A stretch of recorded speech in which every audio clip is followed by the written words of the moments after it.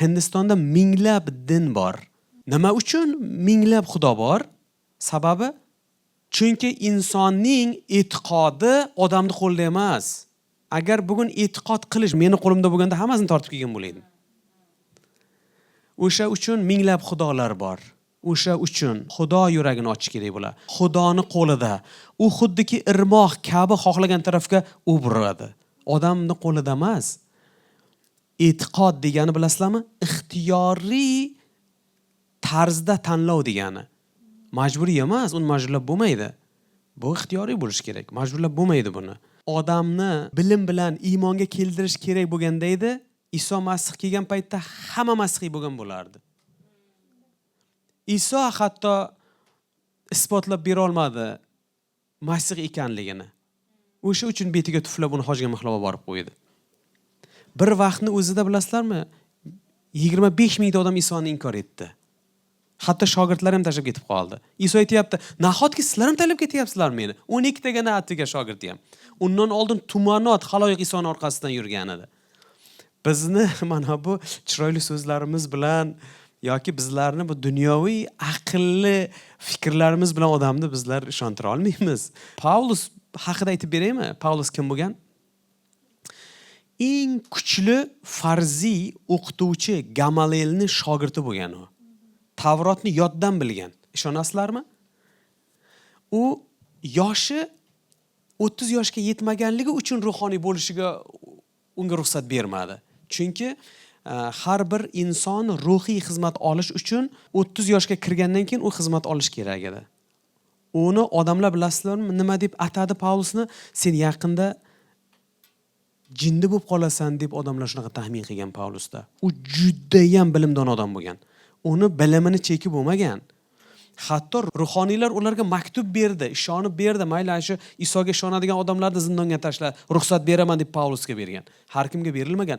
Shuncha aqlli odam bir kun Isoni qabul qilgandan keyin aytayapti, Masihning ilm ma'rifatini oldida shuncha bilganlarimni hammasi nima ekan? Axlat deyapti o'sha Paulus. Hech narsa emas ekan deyapti-da. Bu bilimlari Masihning bilimini oldida bular hammasi puch. Ana shu Iso odamlarning oldiga kelgan paytida hatto jarlikdan tarvormoqchi bo'ldi. Sababi nima? Agar u ishontirish ixtiyoriy bo'lmaganda edi, Iso shunday kelib turib mo'jizalar qilyapti, ishonib ketgan bo'laydi. Ishontirib bo'lmaydi. Ishontirishda iloji yo'q. Agar Iso ishontira olmagan bo'lsa, men kim? Paulus toshbo'ron qilib tashladi uni. Shuncha bilimli odamdi, bugun men kim? Paulusning bilimini oldida bizlardiki hech narsa emas. Bir narsani bilaylikda, birodarlar, opa-singillar. Meni maqsadim yaxshi xabar yetkazish. Bo'ldi, tamom. Oldilaringga shunaqa tsel qo'yinglarki, maqsading nima desa, xush xabar degani yaxshi xabar, insonga umid bag'ishlaydigan, najot beradigan xabarni yetkazish uchun bugun Xudo meni tanladi. Qoyil qoldirish uchun emas. Kalom aytadi, agar kim sen haqida xo'sh gapirib qarsak cholsa, holingga voy, soxta payg'ambarlarga shu yo'lni tutadilar. Iso aytadi, agar meni nomimdan sizlarni quvg'in qilib haqorat qilsa baxtlisan deydi. Yana deydi, shunaqa xursand bo'l, xursandchilikdan o'yna deb aytgan. Qachon? Quvg'in qilsa, seni qabul qilmaganda, demak qabul qildirish meni qo'limda emas, isbotlab berish ham bugun meni qo'limda emas, azizlar. Bugun nima uchun men isbot dalil qilib berishga maydonga chiqishim kerak? Qila olmayman. Iso Masih ham qila olmaydi. Paulus ham qila olmaydi. Agar qilganda edi, Paulusning zamondoshlari hammasi masihiy bo'lgan bo'laydi. Quvg'inga duchor bo'la. Bugun haqiqatni gapir, seni devona deb aytadi. Bir kun Yahyo payg'ambarga Xudo aytdi, haromga qo'lingni ham tekkizma, faqat halol narsa yeysan. Dunyodan ajralib chiqib ket dedi. Yahyo bilasizlarmi nima qildi? Cho'lda asal, chigirtka yeb yurgan odam. Bironta haromga, o'likka qo'lini tekkizmovdi. Yuruvdi, odamlar uni jin uribdi deb aytdi. Iso keldi, gunohkor odamlar bilan birga yurdi, solihchilar bilan yurdi, fohishalar uning orqasidan yurdi, gunohkorlar bilan yuruvdi. To'g'ri deb aytdimi? Nima dedi? Gunohkorlar u sharobxo'rlarning ustozi deb aytdi. Bunday bo'lsa ham gapiradi, bunday bo'lsa ham gapiradi. Isbotlab bera olmaysan, azizlar. Bitta narsa oldingda Maqsad bo'lsin, nima bo'lsin? Xush xabar aytish, bo'ldi. Tavba qildirish ham sening qo'lingda emas. Kimdir ekadi, kimdir sug'oradi, o'stiruvchi kim ekan? Tamom, men o'stiruvchi emas. Xush xabar ayt, hayotingni ko'rsatib qo'y bugun. Isbotlash kerak emas. Qarang, sizlarga bitta narsa o'qib beraman. Xulosa sizlardan azizlarim. Xo'p. Iso Masih kelgan nima maqsad bo'yicha? Bilaylik. Masih kelgan maqsadi nima desa, oyatini aytib beringlar. Matta xushxabari 5-bob 17-oyatda mana shu maqsad uchun kelgan deb aytinglar. Qo'rqmasdan. 5:17. Meni Tavrot yoki payg'ambarlarning bitiklarini bekor qilgani kelgan deb o'ylamanglar. Men bekor qilgani emas, balki bajo keltirgani keldim. Sizlarga chinini aytayin. Yeri osmon yo'q bo'lib ketishi mumkin, ammo Tavrotdagi na bir harf, na bir nuqta o'chadi. Unda yozilgan hamma narsa amalga oshadi. Agar men bugun Isodan ham, Xudodan ham agar yuqori bo'ladigan bo'lsam, Tavrot o'zgartirilgan deb aytaman bugun. Unda yozilgan hamma narsa amalga oshadi. Tavrotda nima yozilgan? Iso keladi deb yozilganmi? Amalga oshadi. Bugun bu yerda men kelmaydi deymanmi, o'zgartirilgan deymanmi, yolg'on deymanmi? Xudoni allab bo'lmaydi. Qarang, shu bois kim bu amrlarning eng kichigiga ham rioya qilmay, uni boshqalarga buzib o'rgatsa, osmon shohligida eng kichik bo'ladi. Lekin kim bu amrlarni bajarib boshqalarga o'rgatsa, osmon shohligida buyuk bo'ladi. Shaxsan men osmon shohligida buyuk bo'lmoqchiman. Kim nima desin, qiziq emas. Qiziqtirmaydi ham meni. Meni bitta maqsadim bor, osmon shohligida buyuk bo'layin. Bajarib amal qilishni xohlayman. Sizlarga aytib qo'yay, agar sizlarning solihligingiz Tavrot tasvirchilari va farziylarning solihligidan ustun kelmasa, sizlar hech qachon osmon shohligiga kira olmaysizlar. O'sha ulamo farziylar aytgan, qotillik qilma deb. Lekin agar sen bugun agar ular qotillik qilma desayu, sen qotillik qilmaydigan bo'lsang, solihliging bir xil, ustun emas. Ustun bo'lish uchun nima qilishing kerak? Ulardek bo'lsang kirmaysan. Ular qotillik qilmayaptimi? Sen ham qotillik qilmayapsanmi? Osmon shohligidaman deb aytma. Undan ham yuqori bo'lish kerak. Nima qilishing kerak? Lekin men sizlarga aytaman, yaqiningdan hatto g'azablangan odam hukm qilinadi. Yana bir narsani aytaman sizlarga. Yaqiniga ahmoq degan odam esa do'zax oloviga tashlanadi. Shunday ekan siz ihsoningizni qurbongohga olib kelganingizda, yaqiningiz nimadandir sizdan xafa ekanligi yodingizga tushsa, ihsoningizni qurbongohda qoldiring. Birinchi navbatda borib yaqiningiz bilan yarashing. Keyin kelib ihsoningizni nazr qiling. Undan oldinroq joyda nima deyapti? Agar sizlarni solihligingiz ulamo farziylarning solihligidan agar ustun kelmasa, osmon shohligiga sira kira olmaysizlar. Endi qarang. Hozir bu dunyoni ko'zicha orqaga chekinish boy berdi deb tushunadi. Isoni hojga mixlangan paytda dushman uni boy berdi deb o'ylaydi. Lekin aksincha g'alaba qildi Iso. Xudoni ko'zi bilan qarashga o'rganaylik, birodarlar. Odamcha qarama. Bugun odam kim kuchli desa, bironta gapirsa, chakkasini urib yiqitgan odamni kuchli deb aytadi. Lekin agar Xudoni nazarda qarasangiz, adolatga och chanqoq kuchli. Bugun seni qo'lingdan keladi. Sudga berib sudlashib, ishingni hal qilishga qo'lingdan keladi. Lekin qo'lingdan kelib turib, imkon bo'lib turib, qilmaganing kuchlisan-da.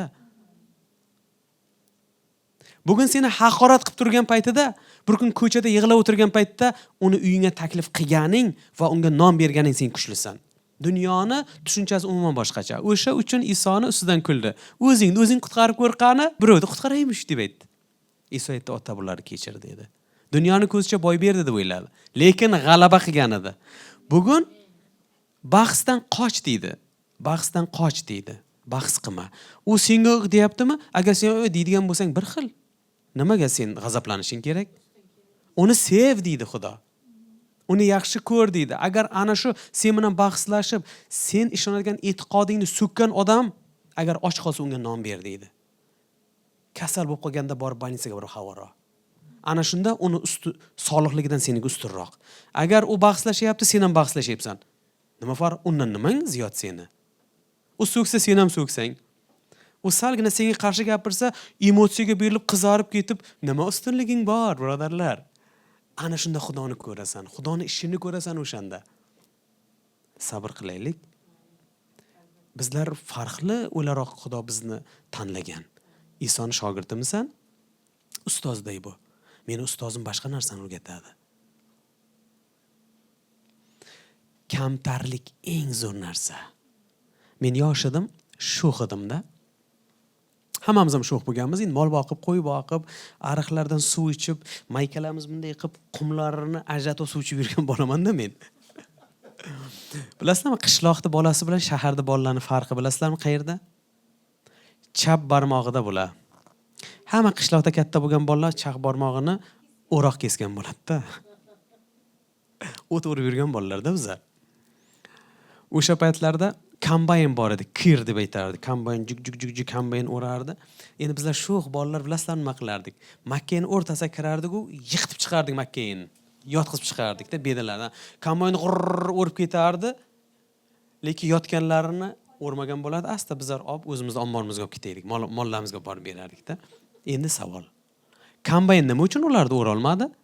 Egilib turganligi uchun kesa olmadi-da. Bugun egilgan boshni qilich kesmaydi. Pasayish bu dunyoda moda emas-da, lekin pasay. Pasay, mayli dunyo kulsin, Xudo kulmasin. Agar dunyo bugun bizni ko'tarsa-yu, lekin Xudoni oldida qing'ir ishlaring bo'lsa, holingga voy. Meni mana shu social mediani yuritadigan birodarlarimiz bor. Doim aytadi, "Mana o'chiraman, o'chirma. Suka-sukaversin. Nimaga?" deydi. Keyin tushuntiraman dedi. Bir kun telefon qilgan. Aytib bering, nimaga o'chirtirmaysiz yomon kommentlar deydi. Chunki bilasizmi deydi, men qancha deydi, mashhur odamlarni unaqalarni men yuritaman, hammasini o'chiraman deydi. Ularni ko'p so'kadi o'chiraman. O'chirmaysan. Nimaga deydi? Ayting, telefon qil, ayting aka dedi. Keyin men aytdim-da, qara. So'kadimi?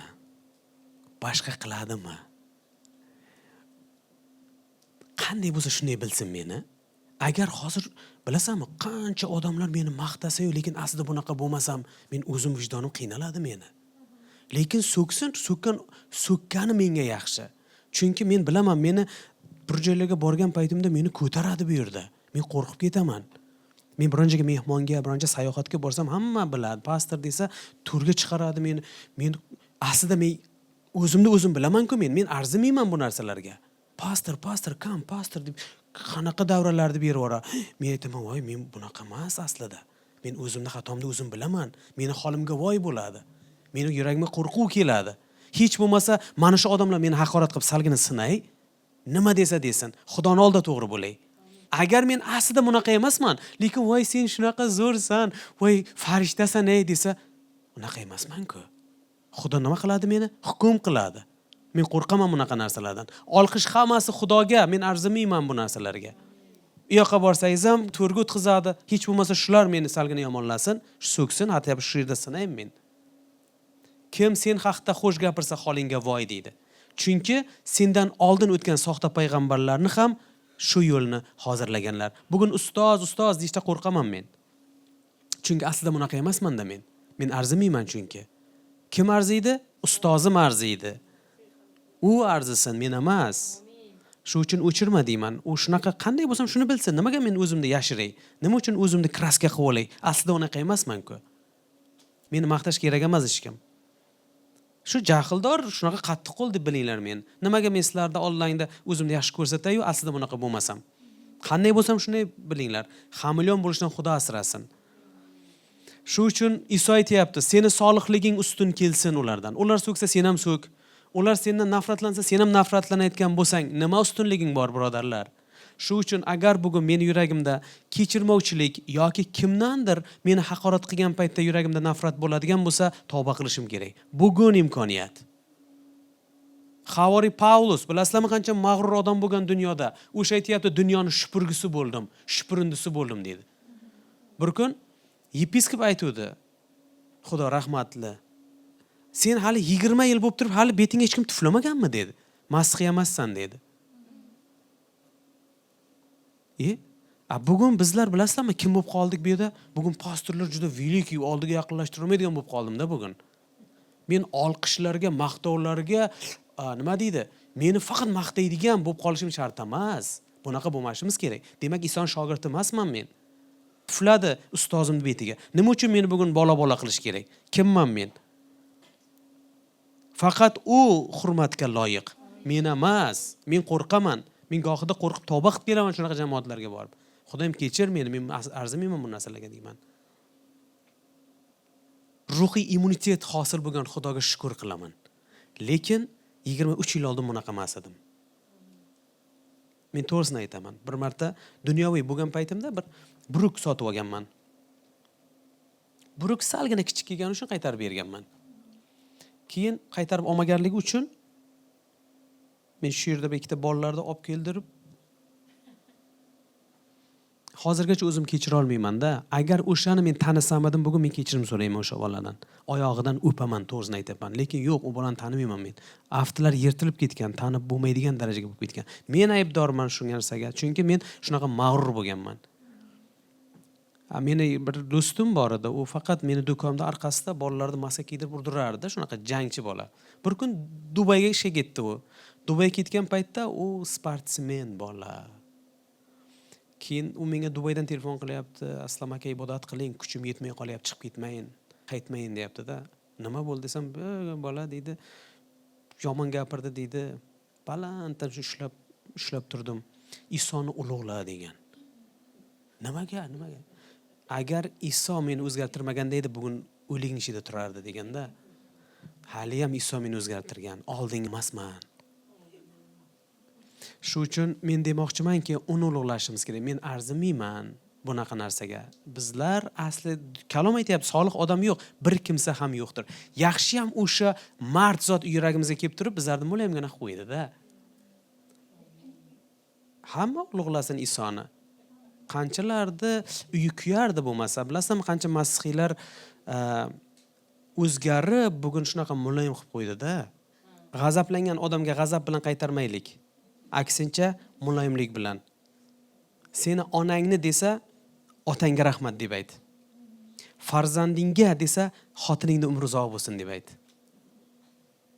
Ana shunda aytadi Iso, seni solihliging unikidan ko'ra farqli deb aytadi. Kecha bittasi menga telefon qilgan.